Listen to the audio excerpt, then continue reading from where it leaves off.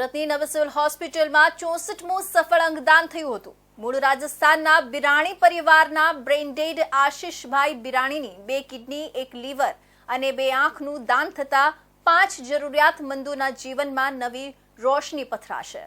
રાજસ્થાનના ચિત્તોડગઢ જિલ્લાના સિકારડા ગામના અને વર્ષોથી સુરતમાં પર્વત ગામ ખાતે સ્થાયી થયેલા બિરાણી પરિવારના મોભી 45 વર્ષીય આશિષભાઈ ગહેરીલાલ બિરાણી પરિવાર સાથે રાજસ્થાનના રતલામ ખાતે જૈન મુનિમજીના દર્શનાર્થે ગયા હતા।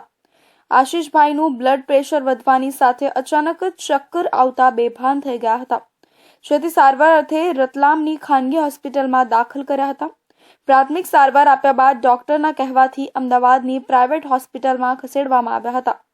વધુ સારવાર માટે સુરતની નવી સિવિલ હોસ્પિટલમાં તારીખ 18મી જાન્યુઆરીએ દાખલ કરવામાં આવ્યા હતા, જ્યાં આઈસીયુમાં શિફ્ટ કરી સારવાર કરી દેવામાં આવી હતી।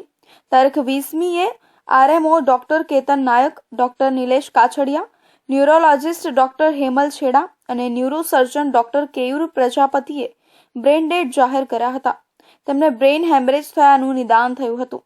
બિરાણી પરિવારના સભ્યોને સોટોની ટીમના doctor Ketan Nayak, doctor Nilesh Kachhadiya, Gujarat nursing કાઉન્સિલના ઉપપ્રમુખ ઇકબાલ કડીવાલાએ અંગદાનનું મહત્વ સમજાવ્યું। બ્રેઇન-ડેડ આશિષભાઈના પત્ની સોનુબેન અને મોટા ભાઈ લલિતભાઈએ દુઃખની ઘડીમાં પણ અંગદાન માટે ભારે હૈયે સંમતિ આપી હતી।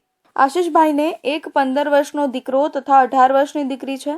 આશિષભાઈ વ્યવસાયે જ્વેલરીનું કામ કરતા હતા। બ્રેઇન-ડેડ આશિષભાઈની લીવર અને 2 કિડની અમદાવાદની આઈકેડી હોસ્પિટલમાં તેમજ 2 આંખ નવી સિવિલ હોસ્પિટલની આઈ બેંકમાં લઈ જવામાં આવી હતી।